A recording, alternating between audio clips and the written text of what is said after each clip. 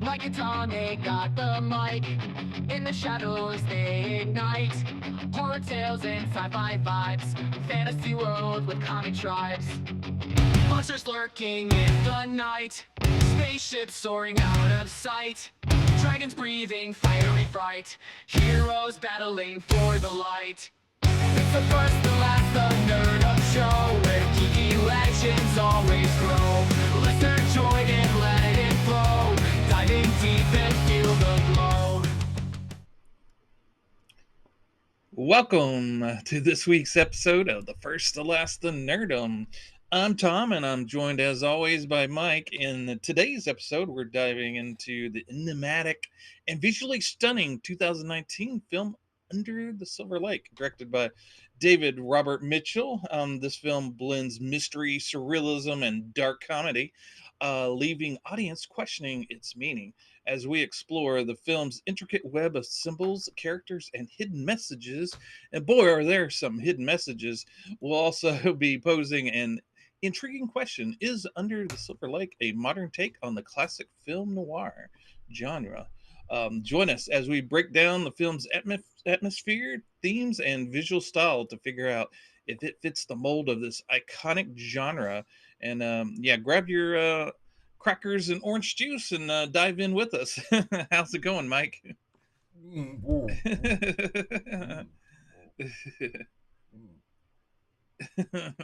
Well, I have some actual crackers and orange juice here that maybe we'll try that a little later. That's one of the hidden secrets in the movie as well.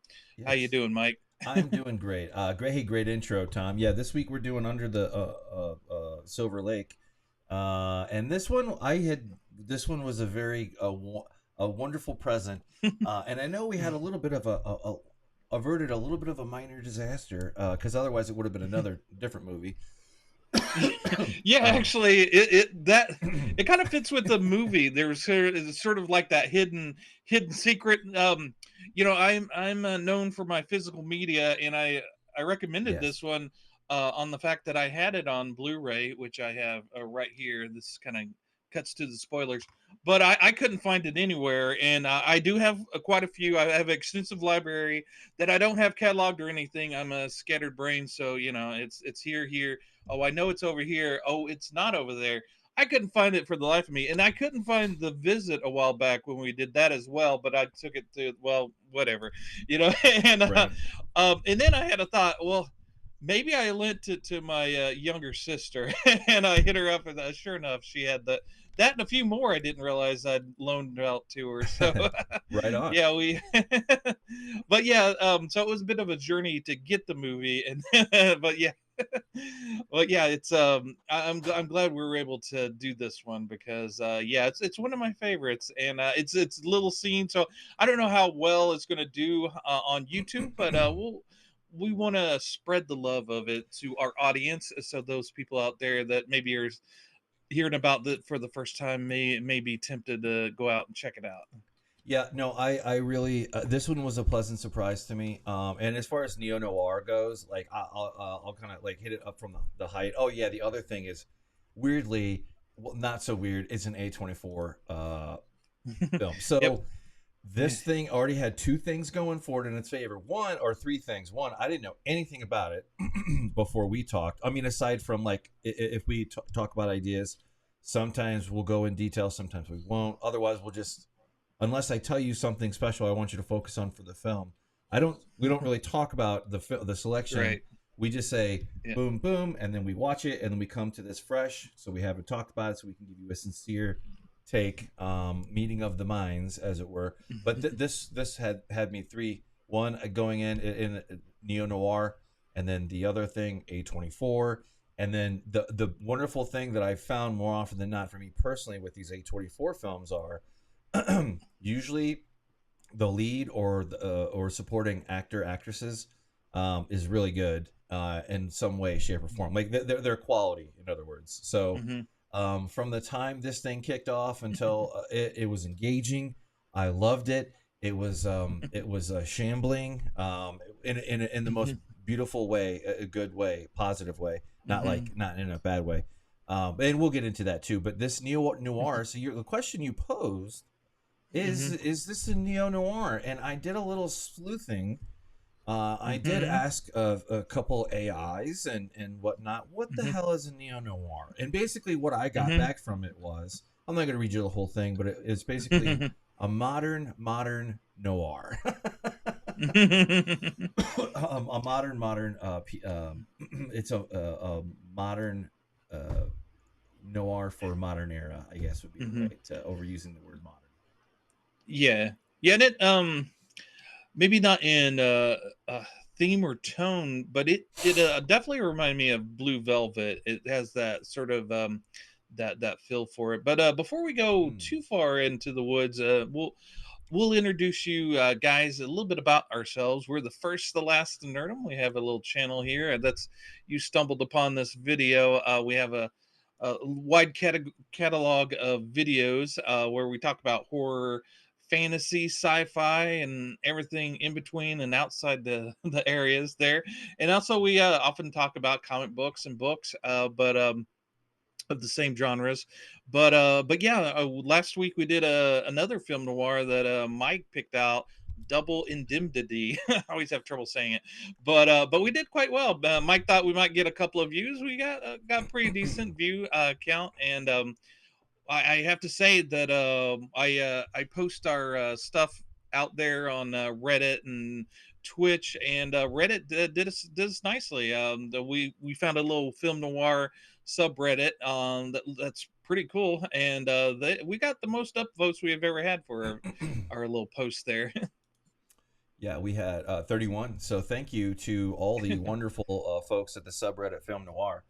We really appreciate it. And that just makes me want to have more engagement with them and to maybe kind of dig into their thing and pull something out and talk about it. Maybe look at that for future. We can do a forward Reddit scan and talk about it. But as things go, yeah. And I think you have a new account. Do you have a new account, Tom? Well, I do have. You might notice the little blue check mark that Mike so graciously gifted to me. But yeah, so we're all squared up on the name. So I'm on here on X as First Last Nerdom, and the same on Reddit, First Last Nerdom. And yeah, on X, you can see me posting all the various videos coming soon. So if you want to follow me and know when we put out a video, and also I put out little things here and there. But yeah, I don't post a whole lot, just mostly promotions for the channel. But Mike, you have a little social stuff as well. Yeah, I do. Yeah, I am. I'm really paring down on the social media front, and I've had a lot of fun on X, on Twitter. I've had my ups and downs privately. I've had my ups and downs with it, but it's working more than not. It sure is fun and entertaining and engaging. And I am available on X, just like Tom is, at ApeIt_Ink. That's my nom de plume for my publication, where I cover all kinds of more heavy content like nerd stuff or engineering or security, like cybersecurity or politics or just current events, anything and everything. And as you can see, I'm very enamored with the movie Civil War.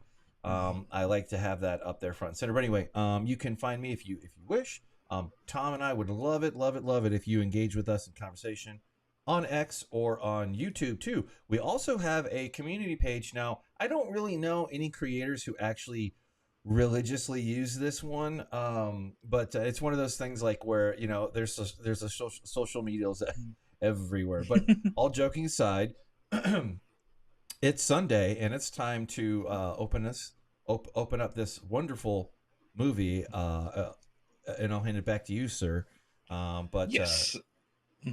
Yeah, if you are just love our show and just watch everything we do, and you haven't seen Under the Silver Lake, we'll save spoilers towards the end, because I think this movie deserves a little discussion, maybe of the meanings and how it wraps up. But yes, Under Silver Lake, it's about the man Sam, who's a bit down on his luck, kind of aimless. You don't know a whole lot about him to start off with, but yeah, he meets a girl that lives in his little complex there, and then she vanishes. Possibly has died, but he's sleuthing on the case. He's trying to figure out where she is, and in the mix of things, there's this mysterious dog killer out there. There's Right. all these conspiracies that he's actively kind of going into, subliminal messages. This movie's a bit all over the place, and it's a lot of random stuff, but oddly enough, it all comes together towards the end. But so, did I do the summary justice there? I think so. I think so. This one, like I said, is shambling. Some would say that the British term would be shambolic, which is just kind of like mismanaged. You're just wandering amongst the whatever, and you're just kind of looping back. There's a lot of looping in this movie, and I at first I was at first I didn't know what to think, and then as the story goes on, it kind of it pulls you in more into his world, into Sam's world, and it does a very good job of that. And you can't help but get this kind of anti something vibe, like he's a kind of a weird dude, but I think that works in his favor more than it doesn't, because it's intriguing. He's interesting. He's complicated, but interesting. And then you instantly see, the eviction notice, kind of some of the more human aspects, the fingerprints of things. Yet again, I am in awe of how A24 films, no matter who the director or actors, I'm just amazed at how the world building that they can do with the cinema, to really feel like you feel like you're in the room with him during different parts and change, different scenes that you go in. But yeah, no, I'd say shambolic in a good in although good ways. It's not really it is not a standard A to B to C to D kind of noir or mystery kind of. It doesn't really have that hard edge to it, but it works for in its favor, as you kind of are introduced to this layered like an onion approach, to like getting to the thing of like what's going on, like what's the anyway. I love Sam, and Andrew Garfield is this movie reminded me why I really enjoyed his films over the last, I don't know, 15 20 years or whatever it is that you and I have seen him on the big screen. He's been out he's been out there for a minute. Yeah, Andrew Garfield, he's great in this, because you kind of need that. He's immediately likable, so that you cross that barrier. Yeah, there's things that make you very off put on this character, but you're always with him because he kind of wins you over with that goofy smile of his that he throws to the camera. And yeah, this movie's very nihilistic and kind of, like you said, directionless, because Sam is directionless. He's kind of on a self-destruct mission. Like you said, he's got this eviction notice we notice at the beginning of the movie. He's got 5 days left. Now in the apartment, and you feel like, if I had 5 days left before being evicted, I'd be all over the place, trying to get stuff happening. But he's taking it a little like a leisurely stroll through life. Yeah, I would say one of Sam's character and his personality and everything is one where he is pretty much unconcerned, because you can probably tell this is not his first rodeo before. He's probably had you didn't really get into it, but you kind of get the sense that he is kind of like every other guy or gal in LA, which is, perpetually down and out. Always can't. He's camping. He's made his peace with camping on the edges of where he is at in life, for sure. And that goes into his favor, because that's very California. You kind of get the impression, I didn't really complete the thought, but you kind of get the impression that he is an actor or writer or some kind of a creative type, and he's just trying to make his way. I'll let you. You probably picked up the finer point details, and I'll hand it back to you. It's one of those movies that benefit from repeated viewings, obviously, because there's a lot of hidden stuff in there. Also, with Sam, he's not a reliable narrator. And then like a lot of film noirs, they have the voiceover, the narrator, which you don't have in this. You really No. pretty much have to go off of what Sam says to dig into his past and what he does. And one of the things you notice right off the bat, he lies constantly, even to his mother. He's like, and yeah, there's the recurring theme of him, of people asking him how's work's going, how's work, and he's always, it's fine, it's fine. You know, why are you always talking about work? He's quick to dodge the question and get on with things. So we really don't know what he does, but he Right. may have had a job at one point. We don't know. And that's the Right. wonderful thing about Sam is Doesn't even matter. there's so much stuff that you don't know about him that you have to assume that you really could put whatever you want into him Right. and kind of pull out. There's a lot of different ways you can go with that, and that's one of the joys of the secrets in this movie is you it's there for you to dig into as deep or as little as you want to. I did after watching this movie and I was kind of formulating again my thoughts of the movie, I read a couple of articles where they explained the ending of the movie, and the first one I read, I won't name the magazine, but or the website, but they basically said what happened in the movie. It's like, you didn't explain anything. You know, people go to your site to get a deeper meaning, Right. maybe a little bit of the subtext that Yeah. maybe isn't straight in your face. And then the second one I read, I believe it was Collider. They gave a lot more nuanced opinion on what was going on, and kind of aligned a little bit better with what I thought. But yeah, by gosh, I hate those articles and those YouTube videos where they purport to explain the ending of a movie that's kind of obscure, and then they just say exactly what happens at the end. It's like, Yeah. oh, gee, thanks. Yeah, I didn't really I reserve those kind of deeper dives to a few channels. One of that we share, Chris Gore. Others like I like R&B.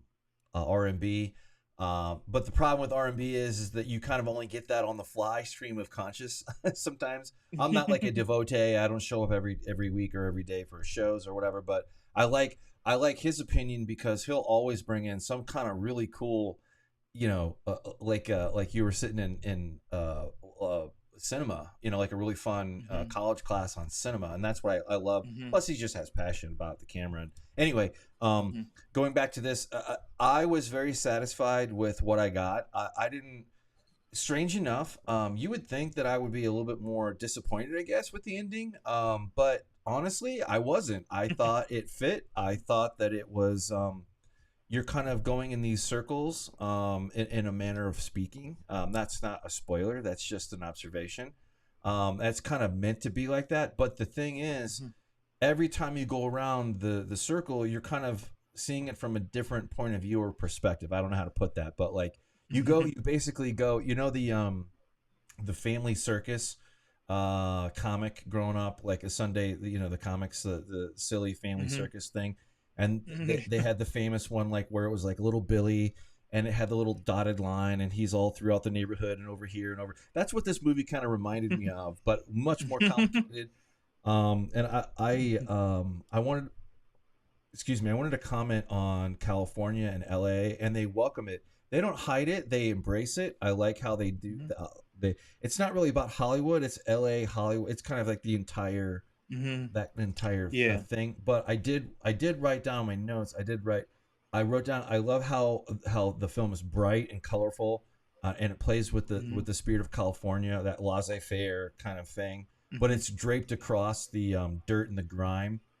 That is Hollywood. But the story unfolds. It draws you in, and you care more about the character. And also I think there's like so many little nods and winks, and I'll let you kind of hand that off to you here in a moment. But Sam is like a classic noir character name, and there's some other things that it kind of sprinkles throughout, but it does it in a way that is authentic to itself, and you accept you kind of get it, and you can see it playing in the background there. But anyway, Yeah, it's and actually yeah, coming up to a this scene I think that you might get into anyway. So I hand it off to you. I'm excited. I like this movie. yeah, yeah, and this movie, much like our last week movie, that took place in Los Angeles, didn't it? So both California kind of film Yep. noirs. The last one was all in black and white, and gave that kind of moody, dark view of things.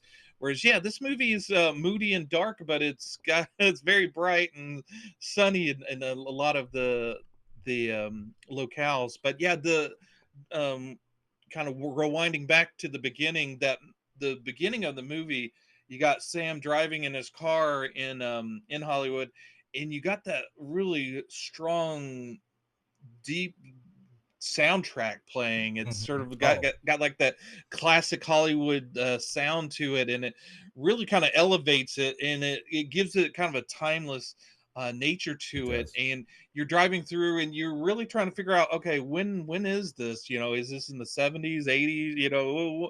What time is this? And it's very much of up to date, because it definitely uses technology to its benefit, with the cell phones and drones and whatnot. But yeah, it's uh, very much steeped into nostalgia and media, and you've got you got various people just obsessed with various things. And Sam's very much, he's got his trinkets and toys and his various stuff that he's obsessed with his video games, his stacks of Nintendo Power magazine. Yeah, uh, it, this has all the hallmarks and aspects of like of things that like where it's almost, it's not quite like Tarantino, but the way that Tarantino does kind of the period pieces, he'll put in things that are apropos to that area. Like every soundtrack that he's ever done on anything has been amazing. It's been great. yeah. This is I wouldn't say it's up there, but David, I was going to say David, he's the writer and director. You can see that because he knows how to pull and put those touches of pop culture throughout, like the movie posters, the Barbie dolls. You had the comic books. You had the Nintendo Power magazine. You had the trinkets that come in the box. Kind of, that's what it kind of felt like. This movie, in a weird way, felt as natural as pulling out a brand new box of Fruit Loops and pouring yourself a nice bowl and watching some Saturday morning cartoons. That's the kind of atmosphere it creates. Yeah. I don't And a know. lot Did of you get that movies at all? did.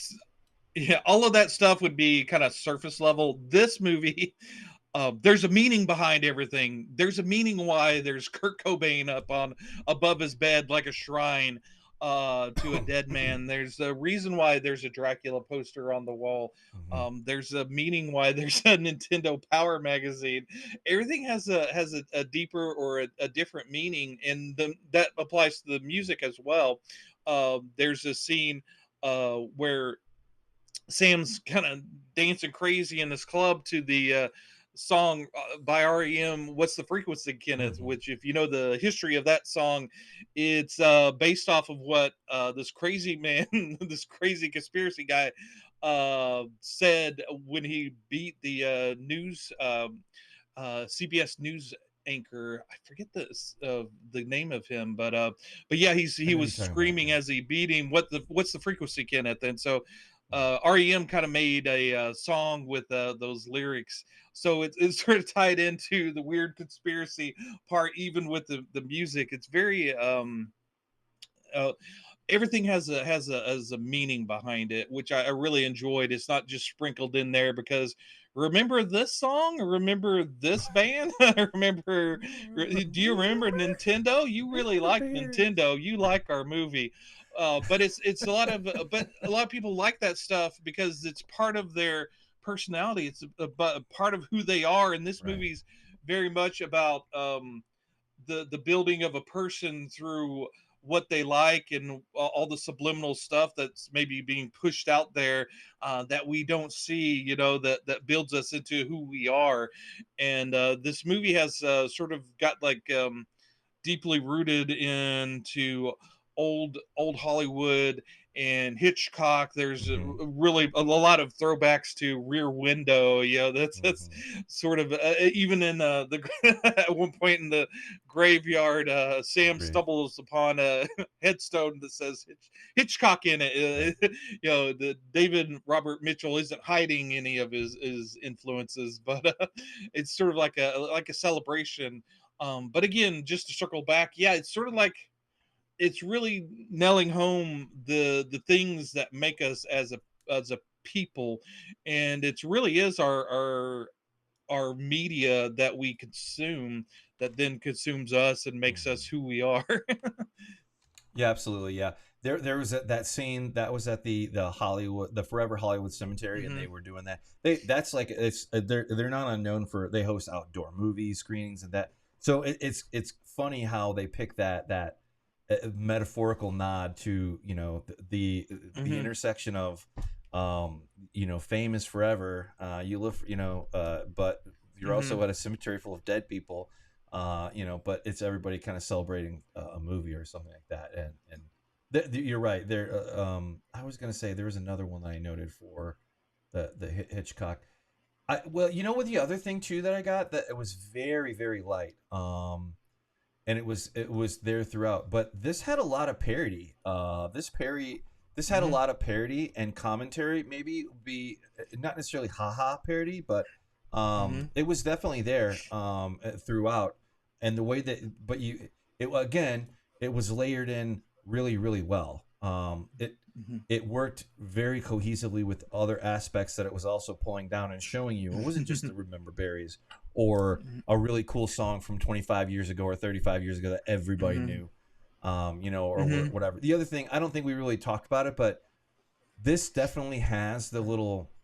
It flirts with the occult. It flirts with the conspiracy theory. It actually heavily flirts with both of those two aspects. But you also, Hmm. I don't know that they really talk about his age in the film.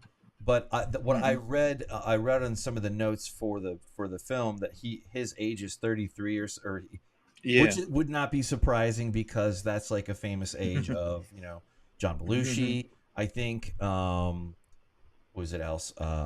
Chris Farley. There's kind of like a thing with the number 33 or whatever, or, Hmm. real or not or whatever. It's kind of like an urban legend kind of thing, like young people dying at 33, or 30 or something like that. I can't remember, but Yeah. I think you get the idea. Yeah. Oh, the news anchor was Dan Rathers that got beat up by the Oh, guy screaming, okay. "What's the frequency, Kenneth?" But just a little fun fact there. But yeah. So yeah, then you really don't know. You see Sam. It's almost like he's anchorless. He's set adrift, and you don't know if it's because of maybe a trauma of a breakup, or what is it that's actually got him He's kind got of some PTSD, unhooked from. Yeah, he's it's almost like he's looking some kind of for something. meaning in the meaningless. He's trying to find all these conspiracies, and there's a scene where his maybe current girlfriend or the person he's just hooking up with, she finds these notes on his nightstand, and it's like, "Oh, what's this?" And he's like, "Oh, no, don't look at it, don't look." And you start thinking of all these deeper things that maybe he's kind of getting into or whatnot. And Right. then later on, you find out it's because he's been watching Vanna White and how she glances here and there during Wheel of Fortune, and maybe there's a meaning, and he's cataloging this. That's one of the points of the movie where you go, "Oh, this guy's unhinged. What's going on with this guy?" Right. There's some deeper stuff Well, going on with him yeah, than we thought. I've heard of stories that kind of reminded me of his obsession with that loosely. I Hmm. think I don't know for a fact, but there's like this guy in the 70s, 80s, I think, and he would watch a certain kind of film or a game show, and he had multiple. Anyway, he watched it so long he could figure out how they were doing it, and he actually exploited it and won a lot of money. um, and he didn't get in trouble for it because he was. I mean, he didn't really cheat. He just took advantage of the thing. So because of that guy, they had to like redo how they were doing it, and it's just interesting. I won't go into it, but it was the Whammy show. I can't think, but there was a silly black hole that I YouTube rabbit hole that I fell into, which is another nod. There's a nod and a wink everywhere you go with this film, and for somebody who is, you can tell he's smart. He's smart and dumb, I suppose. Like he's smart, average dumb, I guess. But he does find things that happen, and the movie kind of treats it like, I don't know how it treats it. I don't know how well to dive in there, but you can tell that he's definitely, something happened to this guy. Yeah, there's something definitely loose up in there that's rattling around. Yeah, there's a reoccurring theme where there's tragedy playing out, and the people are just watching it play out. Almost the first time is him and his girlfriend are having sex, and there's like they're watching, the tennis is on on the TV by the side there. I guess maybe just threw it on. I don't know what was going on, but it gets broken in with a news story about this millionaire that's um, missing or whatever, and the family's crying and whatnot, and they they end up climaxing while that's going on. It's like this tragedy where you would think, maybe you would stop and pause, but no, that gets them through to the end. And then there's later, we see at a pool party this girl getting some very bad news about her her father, and everybody's just watching it. Everybody's hooked in on social media, and they know what's happened, and she doesn't know, and they're watching to see how she reacts. And it's like they're sort of like a blank slate, like whenever you're watching TV. You're invested, but you're not emotional about it. And there's a couple of scenes where that happens, where they're just watching these tragedies. And there's another scene where Sam and his buddy are playing with the drone, and they stumble upon, they're being peeping Tom's voyeuristic on this woman, where she's having sort of like a lone moment where she's just breaking down, and just totally breaking down, and they're just watching it, and they're going, oh well, that's I'll see you later at the end of it. You want to like him at times, and then you see stuff like that, and you're like, you are just on the edge of acceptable creepy. And I won't get into too much gore or detail, and there really isn't any in this. There really isn't. You can see it coming a mile ahead of time. It's not that kind of movie. But put that aside, there was a scene where there was a shoebox. And I think you know what I'm talking about. And I don't know about you, but I normally don't like talk to the TV like when something's playing. But I said to myself, I said, "You're gonna smell that, aren't you? You are gonna smell that." And yes, he would. And then I was just kind of thinking, you know what? He would I hate to say this, but he is probably 95% of all guys ever, but anyway, he has creepy levels, but they only go so far, to a point. Although some of it's a little bit, this guy's not a hero at all. This guy's not moral. Everything is ambiguous around him anyway. That's kind of like the point of a neo-noir, like of moral ambiguity. But you find that he is the detective essentially, or he would be he's in the driver's seat.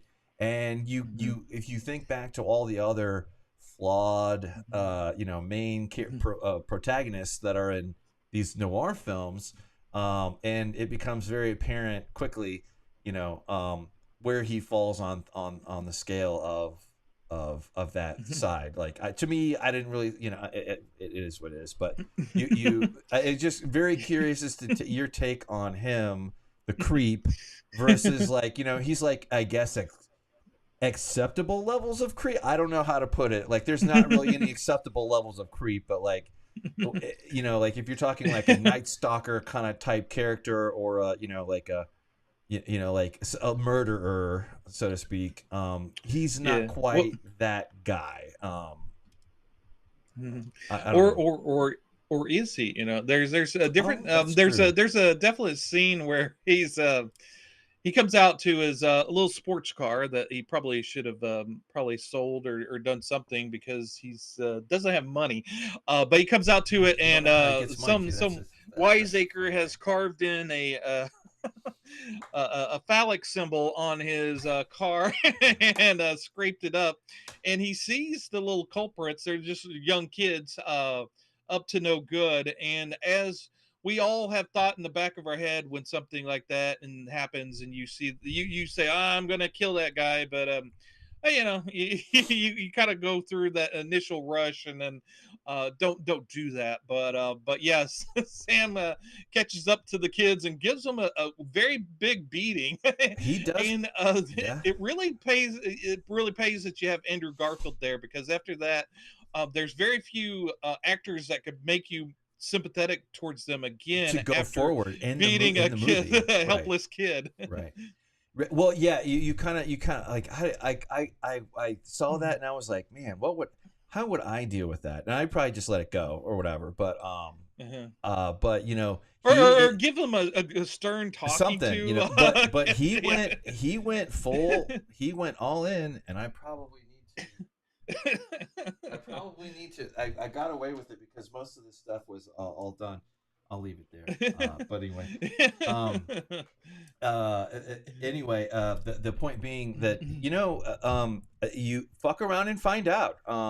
These kids were now I wouldn't have done that, but what we're already in the land of justified or not or whatever. I'm not justifying his actions, but if you do that to people's cars, you're gonna run into an asshole that's bigger and tougher than you, and that's kind of what this movie is. Is kind of that's another thing that I think it was a small mini story of what was going on, because he feels like he's just being kind of pushed around, I guess, but he doesn't really know how to react to it. I think sometimes, which I think kind of comes from some of the sadness of his character, in my opinion. But Mhm.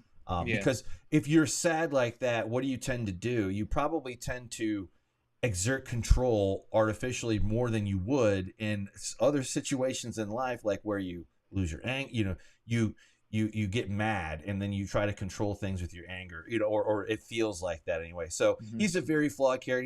He's not very.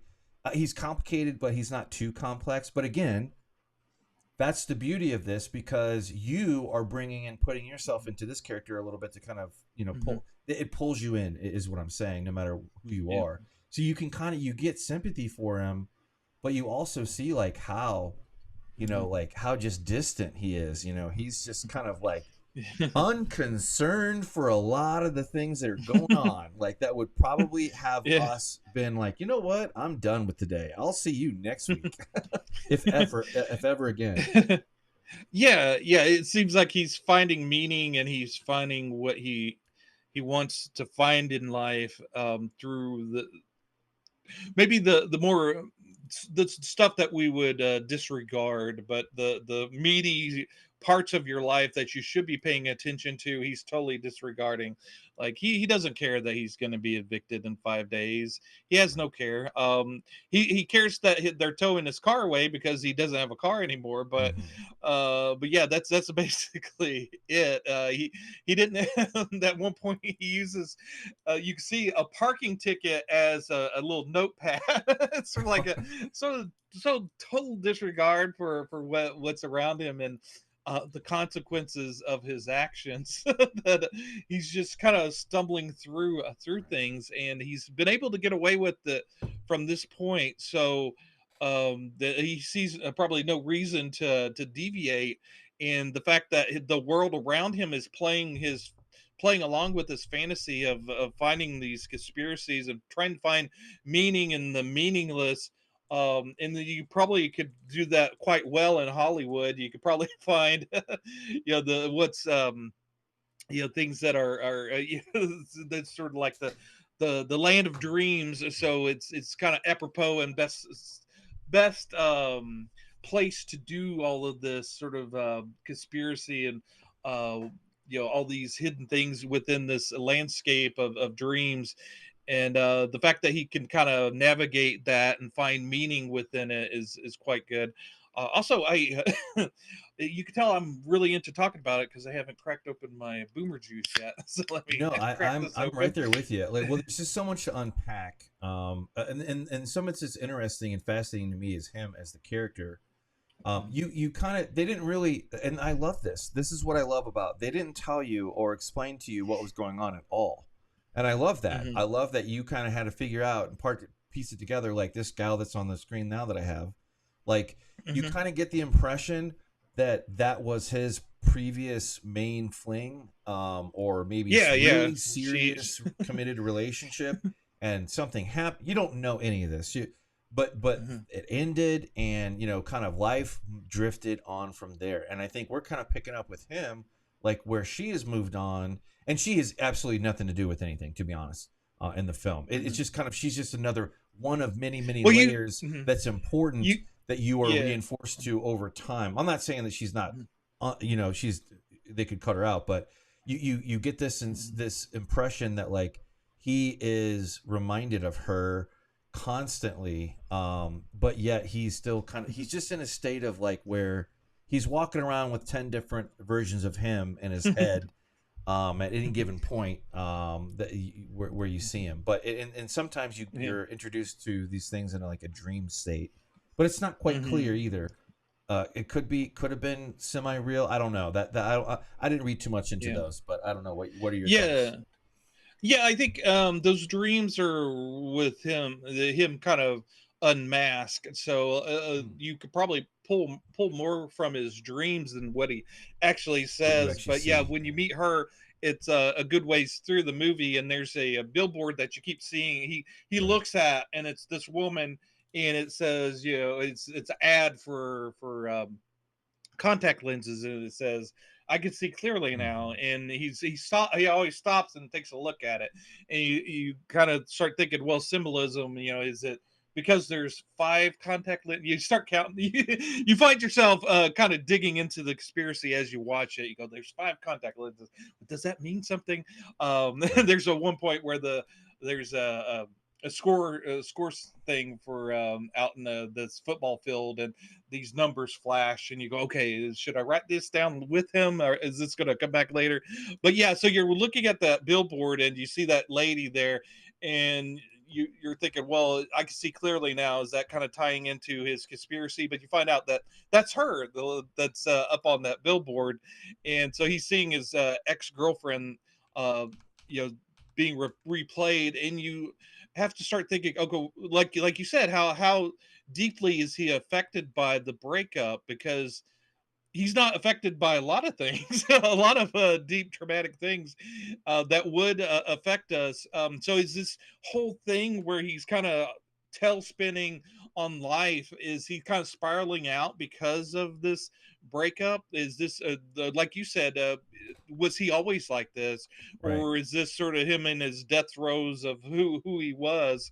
Is it he's kind of wrapped himself up into all the things that he loves, and kind of obsesses over, and it's kind of become, he's trying to find the pieces of those things in reality, which you kind of see he's obsessed with water and Mm. women. And that's because of his dad's Playboy magazine that he snagged when he was young, of the covers of a woman underwater, kind of upside down looking. And he's sort of obsessed, and you see these recurring themes. He's in that little complex with a pool. Hmm. He's always by water, it seems. He's That's true. always kind of obsessed with water. And of course he's by the Silver Lake, and actually at one point there's a recreation of that Playboy cover in a very dramatic way. Right. but Right. but yeah, there's this reoccurring theme where the things he's obsessed with kind of reappear in real life. And what's the meaning there, Right. Well, I did get that. I uh didn't get that right away, but you're right. That is true. That well, and his thing is like the symbolism. There's all so whether it's him finding these patterns and being able to interpret them, a certain kind of way. You definitely are. You're not seeing all of what really is going on, I would say, to the dreams or whatever. Or whatever. There's definitely a lot of skipping around here, like where you pick up and where what you're seeing happen doesn't necessitate that he wasn't part of something bigger or broader, because of it's kind of like, well, if you're just a nobody and you slide into these very weird worlds, you kind of go in there. And he definitely I would say he is, you're right, he is not on the upswing, he is on the downswing.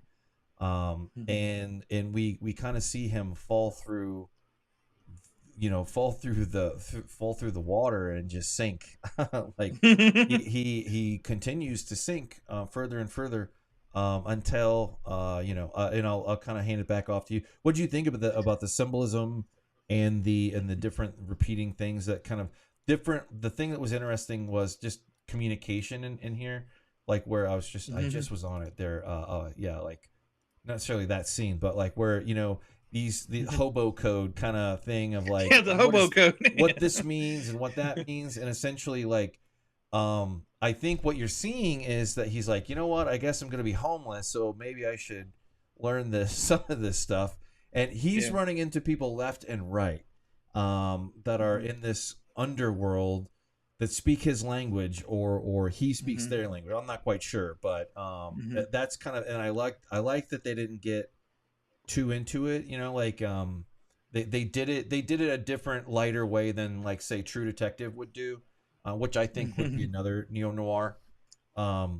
It's a more genre blending. That it's much more hard-boiled than this is, for sure.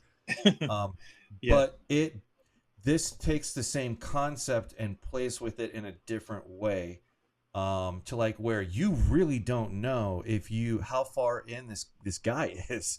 Like, this guy is obviously part of something wider there, and that's kind of hidden. I think that's hidden from us. It's hidden from his mom. It's hidden from his girlfriend or his tryst at the time. He doesn't have any. He doesn't seem to hold too much sacred aside from what's in front of me now, kind of, is what I get.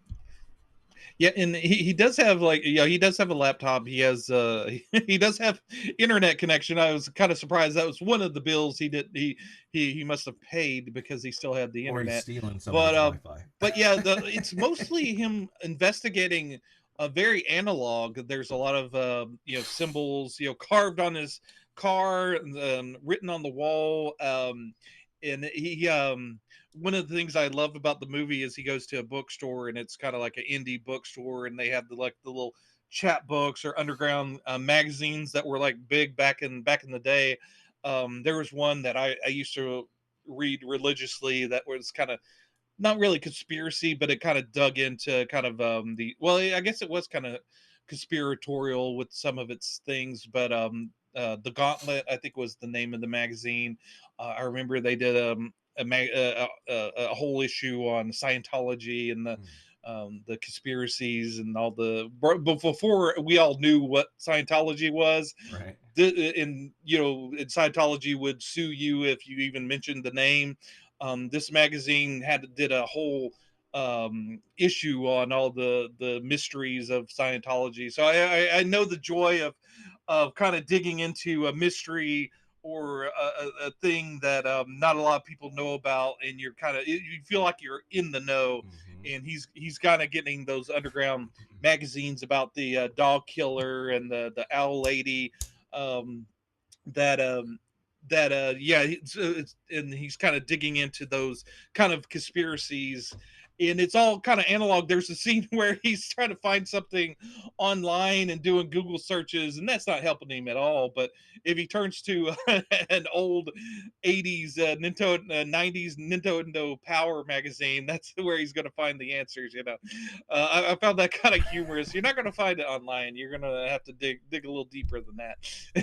Right. Well, and credit to them, they actually showed like what NPM is very cool. But anyway, that was kind of cool.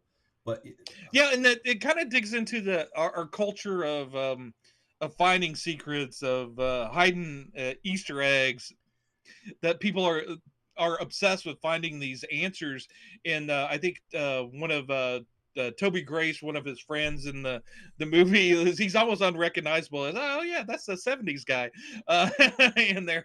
But yeah, he says, like, back in the day, when were in the Middle Ages or a caveman, all you had to do was walk out your door and kind of stumble upon these mysteries of life. Go, oh, wow, look at this, look what I found. And that's not really true today. Everything's kind of mapped out and found, so you really have to kind of dig in and kind of search for these like hidden mysteries. And there's a Right.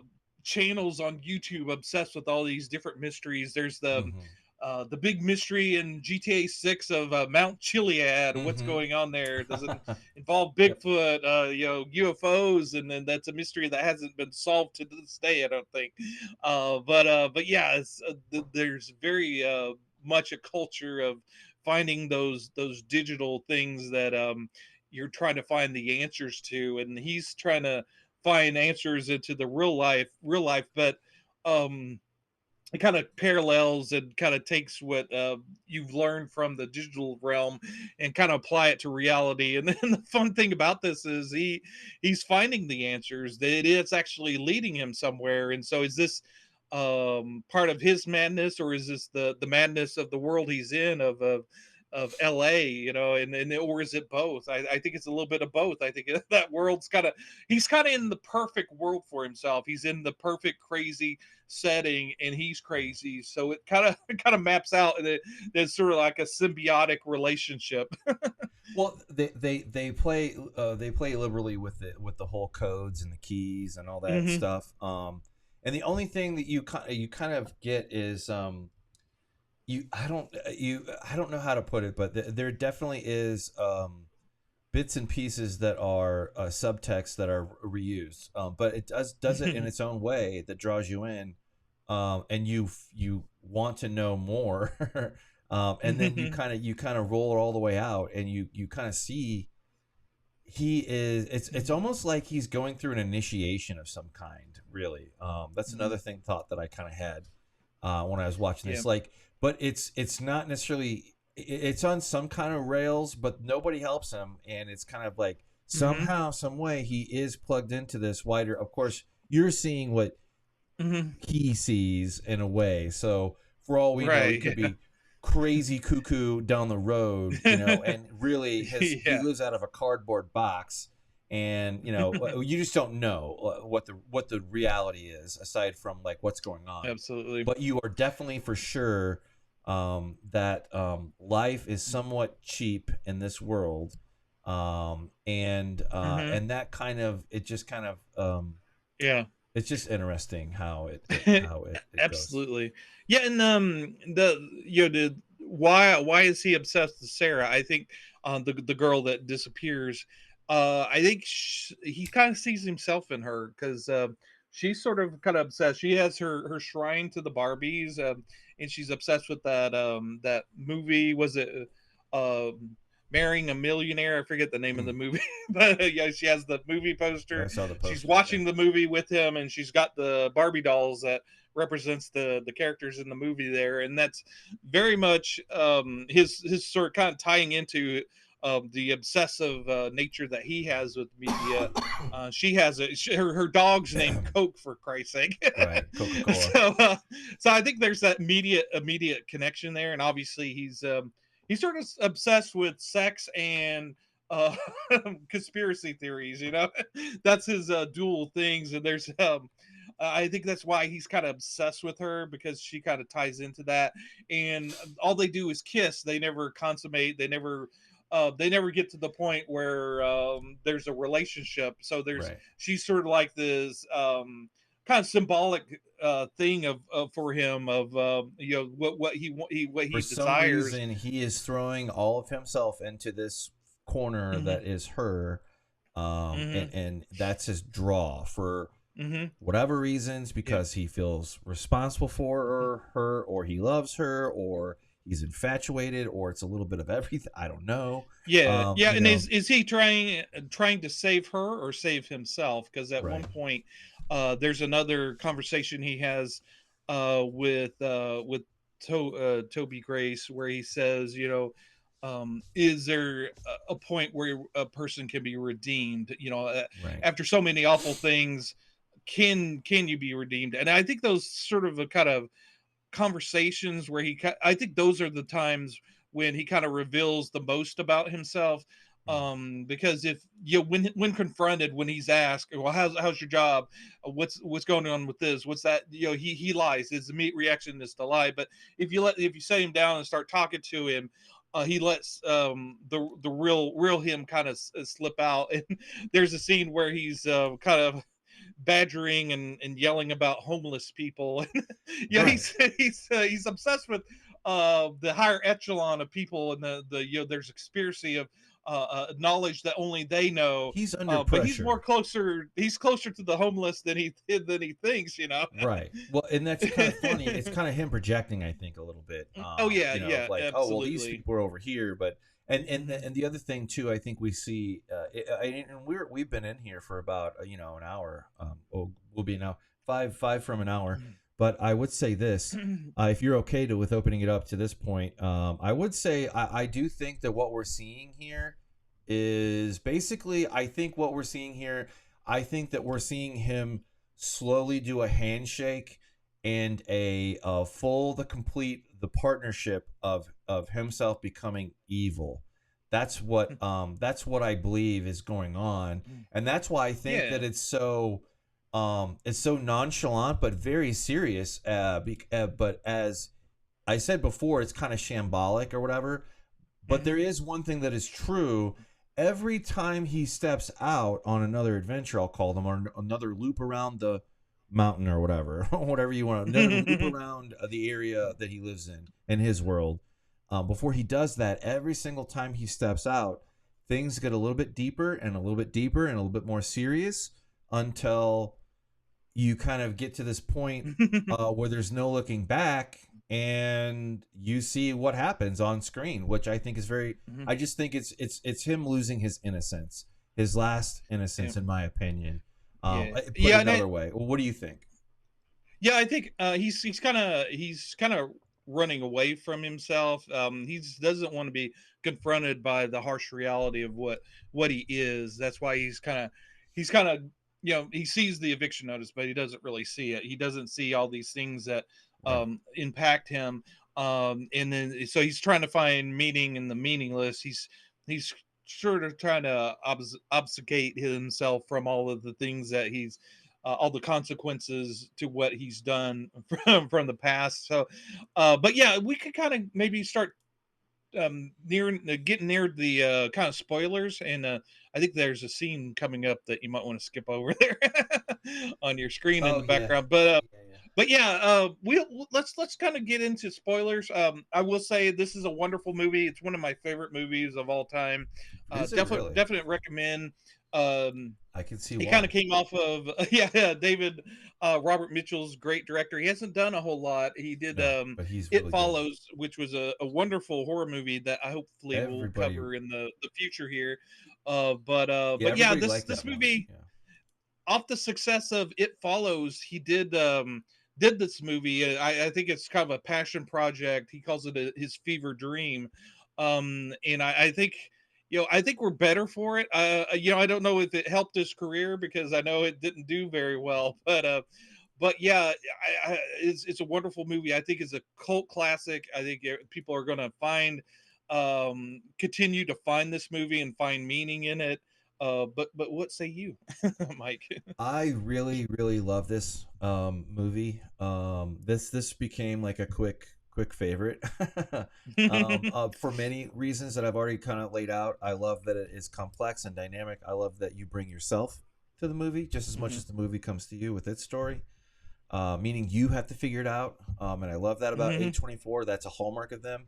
This was not too artsy fartsy, because A24 can do that Mhm. too sometimes, and it has that stink or stench sometimes, not necessarily in a Mhm. bad way, but being objective, I really love this. Mm-hmm. I love that it stayed true to the noir genre Mm-hmm. from the standpoint of the technicals, meaning the light and the shadow and the contrast, because the noir is all about those grays, from Mm-hmm. the black and the white, and then every gray in between for a really good one, for all the ones that I'm thinking of in my mind when I think of like a really good. But you also have that in neo noirs, like 1982, Blade Runner. Mm-hmm.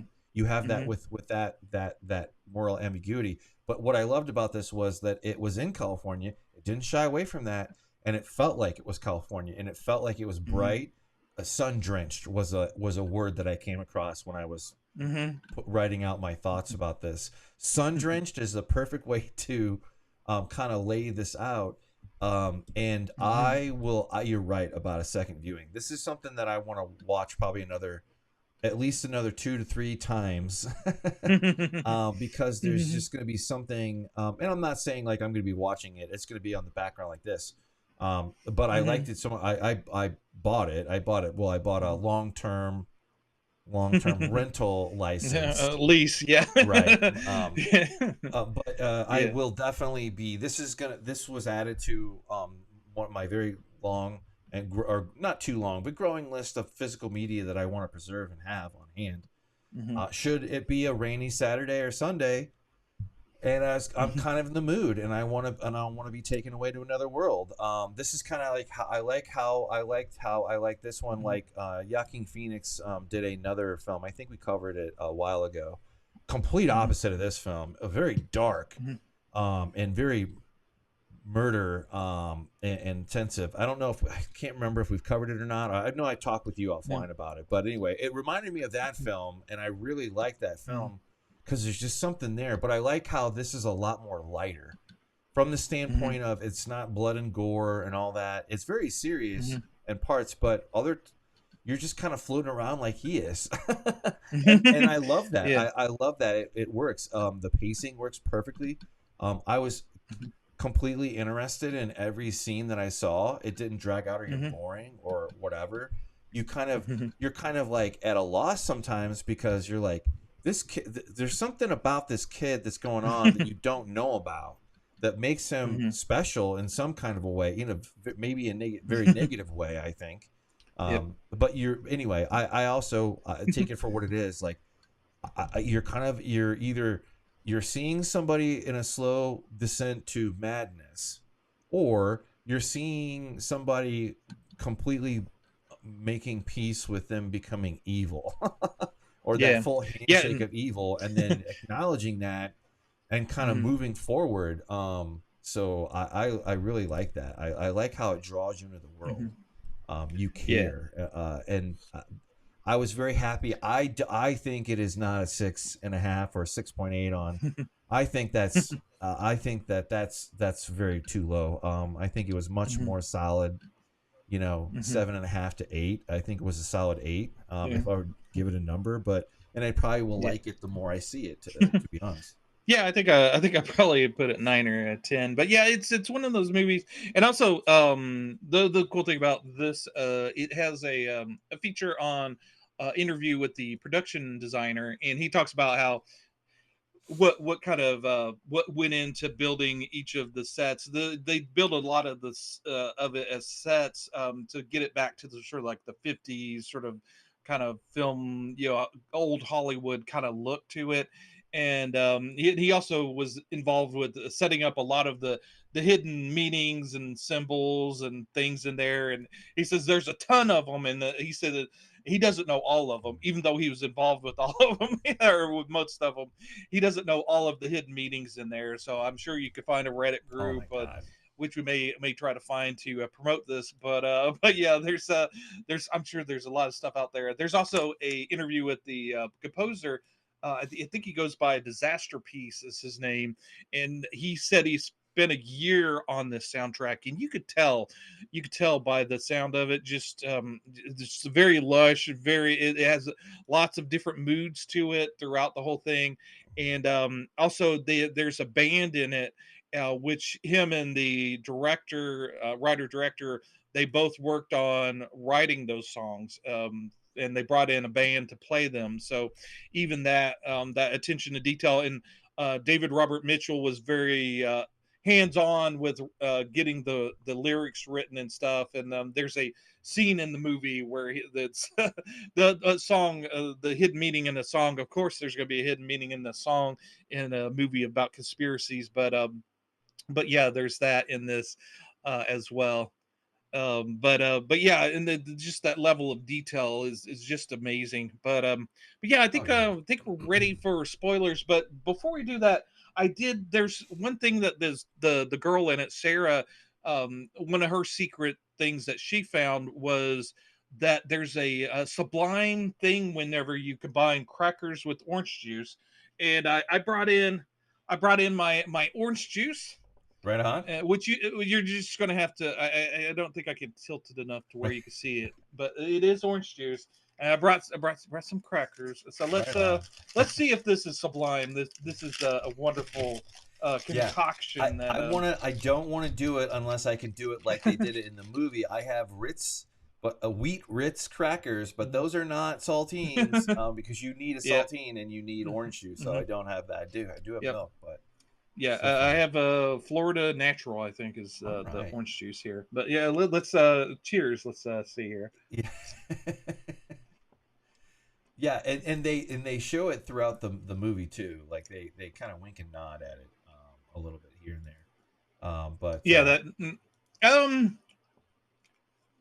it tastes like saltines and orange juice. Right. Yeah, that's what I was gonna say. There is no mystery there. Yeah, yeah. It doesn't elevate it. It doesn't. It's crackers and orange juice. Yeah, and God bless you, Tom. And Tom is willing to take that step for you, the viewer out there, so you don't have to have a dry. Yeah, I pass the savings on to you. Yeah, yeah. Don't make a special trip to the grocery store to get you some saltines and orange juice. It's Right. It is what it is. It says what the tin says on the box. But yes, let's get into the deeper meanings here. So everybody at this point seen the movie. We're going to talk about, well, who the hell is the dog killer? Is it Sam? I think it's Sam. You think it's Sam?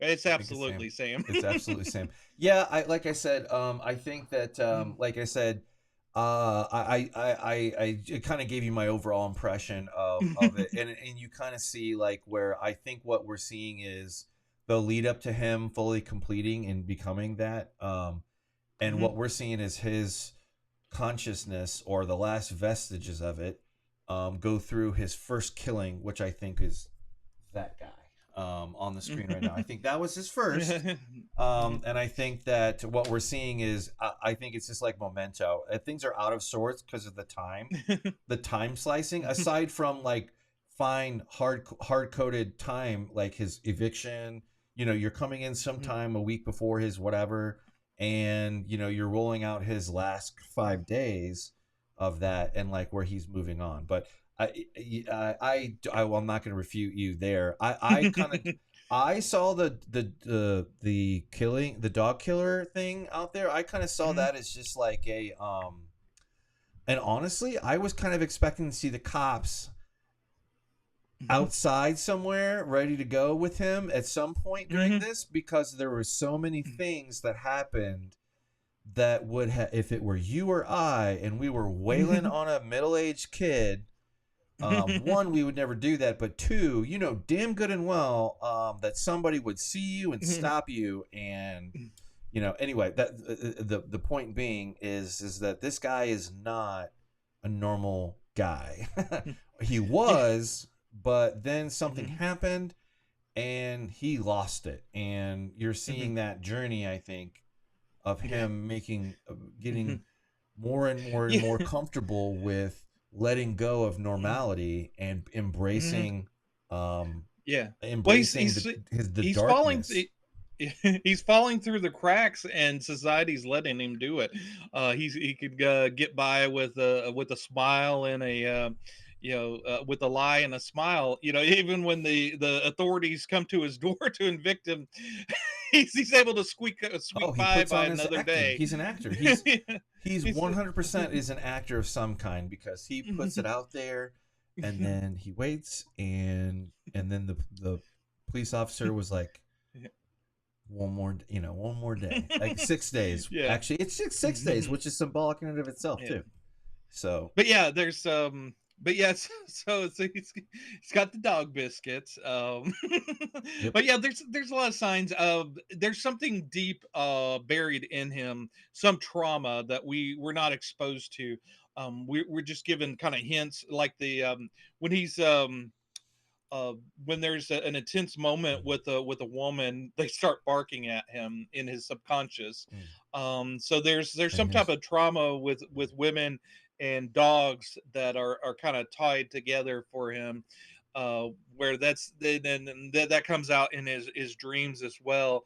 There's sort of like that symbolism, and then there's he's talking to the one socialite girl that they're talking about the dog killer, and he often tries to avoid talking about the dog killer. He kind of shies away from it, although he likes to come upon and see all the markings of beware the dog killer.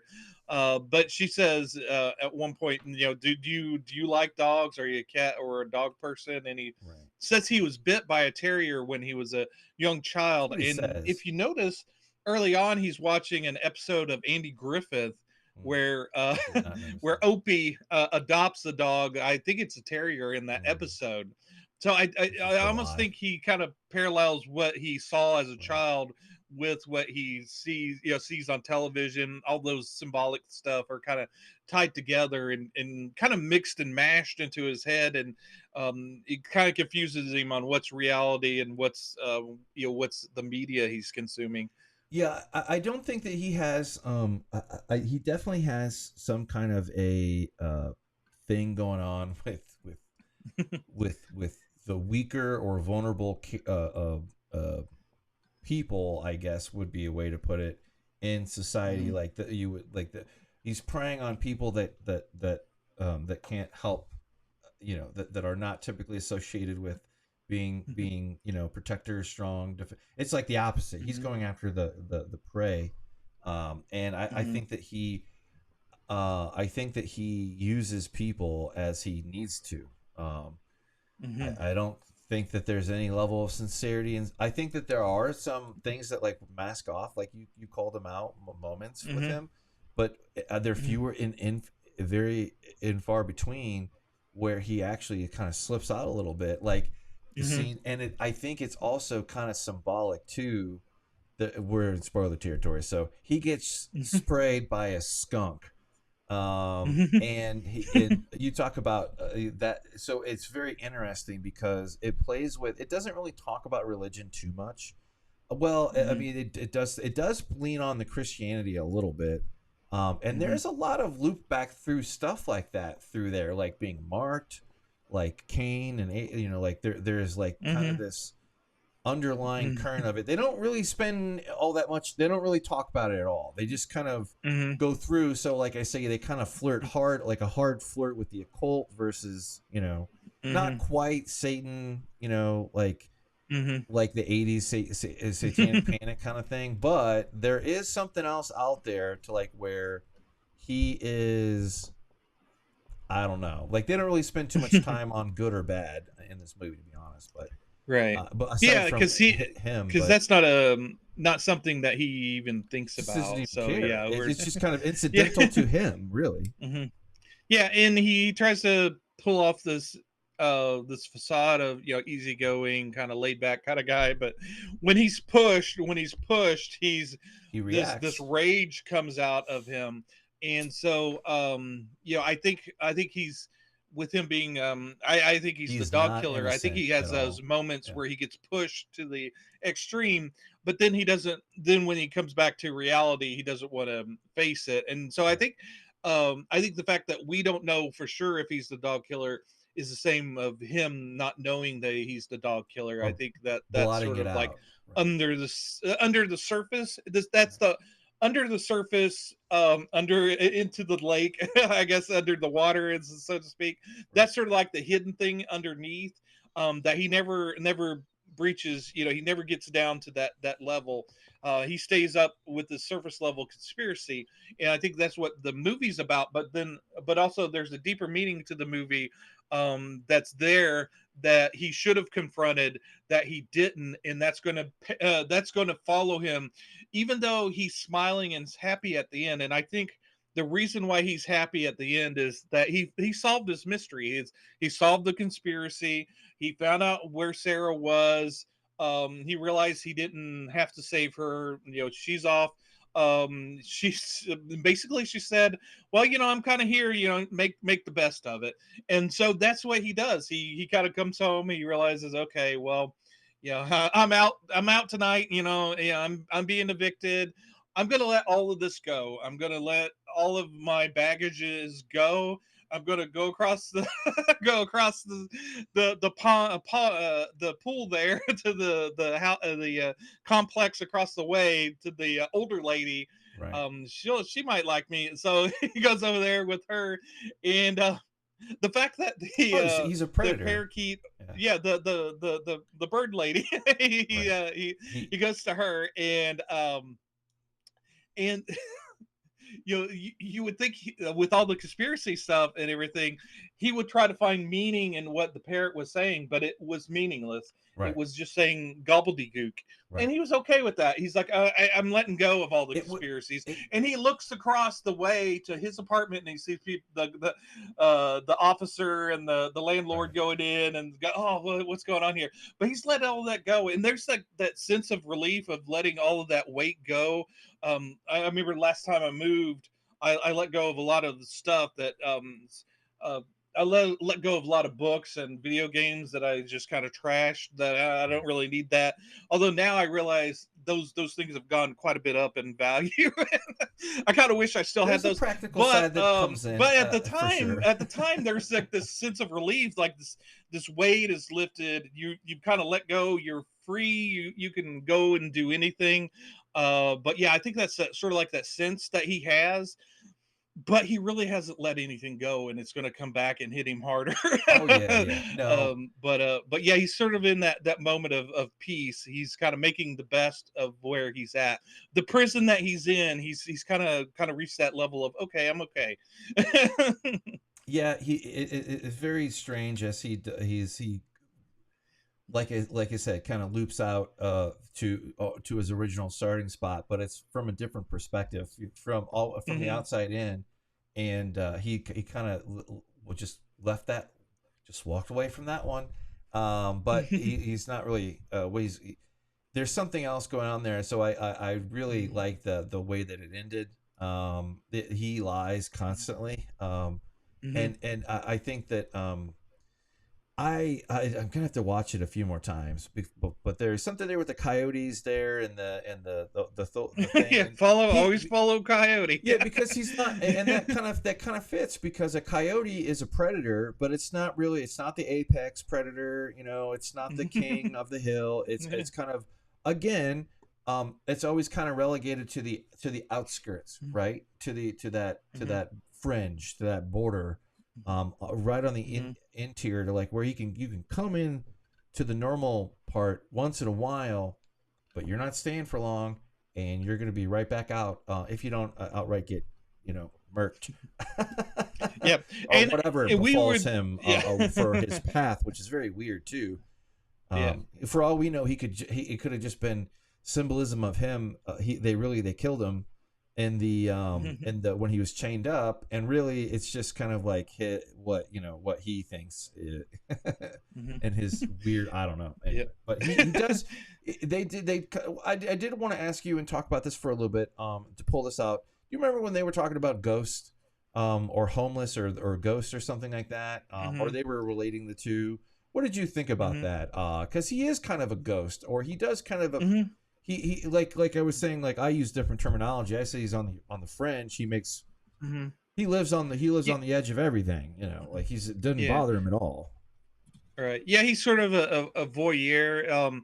It benefits him to be unnoticeable. Yeah, he's sort of like with the homeless, you don't see them, and it's sort of like him. The people don't see him. and that's to his benefit because he can get away with all this stuff and kind of slip between the cracks and do these Yeah, he outlandish, thinks. horrible things.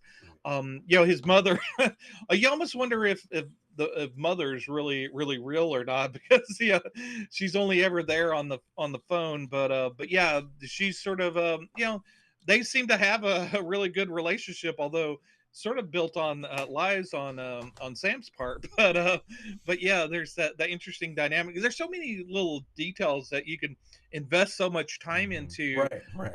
that seem almost like throwaways, but it could have a deeper meaning, depending on who you are and how much you invest into that little element of the movie. Yeah. One thing we would be very remiss if we did not bring up the owl lady. There's Oh yeah. that Oh, this that's. movie is filled. Yeah. Oh yeah. I think I know where you're going. Go ahead. Go ahead. Go ahead. But yeah, it's filled with conspiracies, subliminal messages, hidden backward masking on records, and all sorts of wonderful little things. And I love that they get into kind of cryptids and Yep. urban legends. They just kind of taste a little bit. And there's a scene where the owl lady shows up at Sam's apartment, and uh, is this in his head or not? But what happens Right. in it is, he turns around, he has a gun at that point, and so your immediate reaction is, oh, she's scared because he has a gun. But why would a this urban legend, this sort of mysterious creature, be scared of a gun? No, she's scared because he's the dog killer. He's the other urban legend. They're kind of meeting, and she's kind of like, oh god, I didn't realize I was confronting the dog killer, and that's why she takes off. That's my Interesting. theory anyway. Well, it kind of it has nods or winks, I guess, to some of this. I guess there's another thing that we didn't even talk about. Twin Peaks. And Twin Peaks has its Mhm. own very unique way of Mhm. communicating with you its The owls are not ideas. what they seem. Yeah. Right. And I think the way that the Twin Peaks did is so unique, the same as this movie does it in its own unique, Hmm. light-hearted way. Not light-hearted, Yeah. but lighter way than like I was alluding to before, like True Detective. Hmm. True Detective is Hmm. very hard-boiled. It's very there are hard lines here, and there's very Hmm. this is very soft and squishy. A Hmm. lot of this because of the character that because he's a marshmallow. He's whatever Yep. he needs to be in the moment or Hmm. whatever. He just, if he needs Hmm. to be hard, he freezes up. Hmm. If he needs to be soft, he melts into goo. He just kind of takes the form of whatever he needs to do at that moment Hmm. in particular. And he does this over and over again with people. And I don't know that he necessarily has consequences for it. But I do think that we're kind of seeing his journey of like where, like I was saying before, he's his embracing his evilness. I don't know, or becoming evil, or Yeah. I don't know, or like I said, just kind of giving himself over to this whole new Hmm. world, and but Yeah. who knows what happens Yeah. after that. But I kind of Hmm. am curious. I would read a book if there was like a follow up book to this. I don't know that I would want to see a movie, but I really Yeah. like what I saw and it worked for me. What did you think? Hmm. Oh yeah, absolutely. Yeah, and this is sort of like one of those. This director, yeah, this movie is very reminiscent of a David Lynch movie. I think he was inspired by him.